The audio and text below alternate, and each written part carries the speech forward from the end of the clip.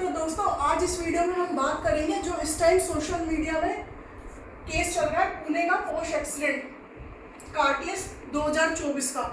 तो दोस्तों इस केस में क्या है, क्या अभी तक अपडेट हुई है, क्या स्टोरी है, वो सारा मैं आपको बताऊंगी।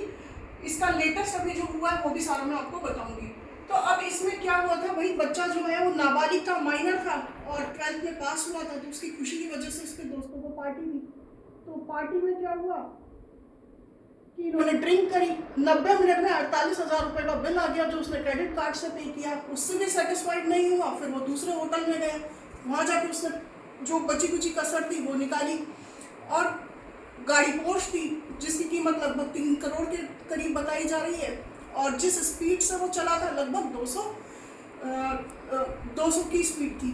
तो दोस्तों अब वहाँ पे उस बाइक पे एक लड़का और एक लड़की थे, जा रहे थे। जो एक्सीडेंट हुआ उसमें अश्वनी और अनीश नाम के थे, जिसमें अश्वनी 20 फुट ऊपर उछली और जब नीचे गिरी तो ऑन द स्पॉट उसकी डेथ हो गई और जब लड़का हॉस्पिटल पहुंचा तब उसकी डेथ हो गई। तो दोस्तों ये है माइनर का केस। ऐसे एक्सीडेंट हुआ और on the spot he minor की डेथ हो गई। इसमें इस लड़के की उम्र 17 साल और 8 महीने थी, 4 महीने छोटा था ये। तो अब क्वेश्चन ये आ रहा है इस केस को कि पुलिस का कहना है कि भाई इस केस को, इसका जो अपराध है वो इतना संगीन है, इसने 2 जनों को मार दिया। रैश ड्राइविंग का केस, एल्कोहलिक ड्रिंक का केस, ठीक है, हिट एंड रन केस बना है। तो इस बच्चे को हम जुवेनाइल ना ट्रीट करके एडल्ट की तरह ट्रीट करें, क्योंकि अगर हम जुवेनाइल में ट्रीट करते हैं ना दोस्तों तो सेक्शन 304A की तरह इसको केवल 2 साल की ही सजा मिलती है। और अगर इसको हम 299 सेक्शन में लेते हैं, क्यूपेबल होमिसाइड में लेते हैं, तो उसमें 10 साल तक की सजा मिलती है। अब 2 साल में तुमने क्या सजा हुई 2 साल की, अगर तुमने 2 लोगों को मार दिया, 2 परिवार खत्म हो गए। तो दोस्तों आज हम इसमें बात करेंगे। अभी ये बच्चा होम रिमांड में, होम रिमांड क्या होता है, कैसी जेलें होती हैं। अब हमारे कॉन्स्टिट्यूशन के हिसाब से 2 टाइप की जेल होती है, एक 18 साल से ऊपर और एक जुवेनाइल जो होम रिमांड भेजा जाता है। इन बच्चों को अलग रिमांड रूम में रखा जाता है या इसे हम ऑब्जर्वेशन होम भी कह सकते हैं।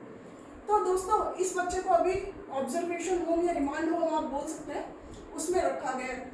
अब इसके बाद जब ये थाने में गया तो थाने में जाके जब इसने बताया कि मेरे से ऐसा ऐसा अपराध हो गया, मैं फला का बेटा, फला का मेरे दादाजी ही है, एक बड़े बिल्डर है, तो पुलिस वालों ने उसको बिठाया, खिला पिलाया और जब वो जज के सामने पेश हुआ तो दोस्तों 15 घंटे में उसकी बेल हो गई। और बेल में क्या कंडीशंस रखी गई थी कि भाई तुम 300 वर्ड का ऐसे लिख दो कार एक्सीडेंट पे और ट्रैफिक पुलिस के साथ तो तुम ड्यूटी करो और उसको आरटीओ में जाके उसको ट्रैफिक रूल्स की ट्रेनिंग लेनी है। ये उसकी सजा थी मात्र। तो अब इसमें जब ये सोशल मीडिया पे दोस्तों इसकी पावर पता चलती है, जब सोशल मीडिया पे ये मामला वायरल हुआ, वीडियो वायरल हुआ, तो क्या हुआ, इसकी बेल जो है दोस्तों कैंसिल हो गई। ठीक है, जो बच्चे को 15 घंटे में बेल मिल गई थी वो कैंसिल हो गई और फादर को भी यहाँ अरेस्ट किया गया। और अब तो लेटेस्ट अपडेट ये है इस केस में, इसके दादाजी को भी अरेस्ट किया गया और कल जो है उनके बंगले की तलाशी ली गई थी।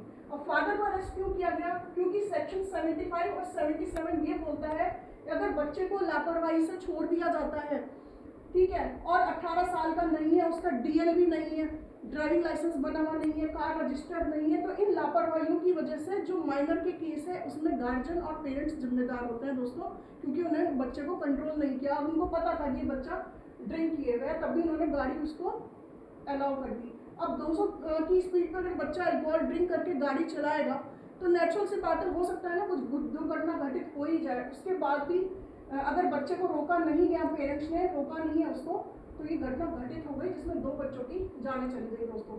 अब हम इसमें बात करेंगे क्या क्या अभी नए सेक्शन ऐड हुए हैं। इसमें सेक्शन 201 ऐड हुआ है जिसमें सबूतों के साथ छेड़छाड़ करना।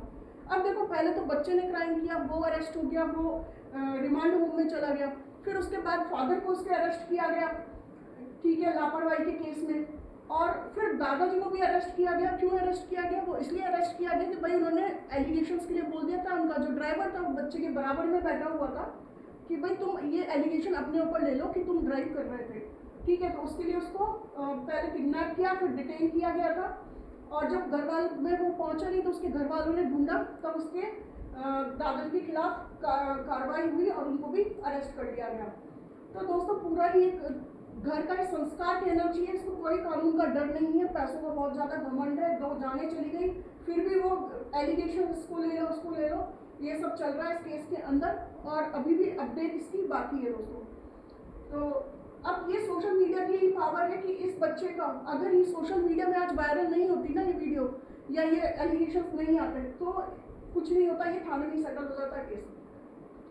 तो अब इसकी हम बात करेंगे सेक्शन 15 की। अगर हम बात करते हैं ना, तो इसमें लीगल प्रोविजंस मैं आपको बता रही हूँ। जैसे सेक्शन 15 माइनर है, इसमें 16 से 18 के बीच में अगर माइनर से एक्सीडेंट या रेप दिया जाता है तो उसे एडल्ट जैसे ट्रीट किया जा सकता है, जैसे पुलिस ने अपील में बोला है कि तो बेल इसको अडल्ट के जैसे ट्रीट किया जा सकता है। अब अडल्ट के जैसे क्यों चाह रही है पुलिस ट्रीट करे, क्योंकि इतना संगीन अपराध दोस्तों इसने किया है ना। अगर हम इसको 304A में सेक्शंस में लेते हैं, क्रिमिनल डेथ बाय नेग्लिजेंस, तो इसमें 2 साल की सजा है, इसको कोई फर्क ही नहीं पड़ेगा। और अगर यही केस को हम माइनर को अगर अडल्ट के जैसा ट्रीट करते हैं, 299 में ट्रीट करते हैं, तो इसको कम से कम 10 साल की सजा होगी दोस्तों इसमें।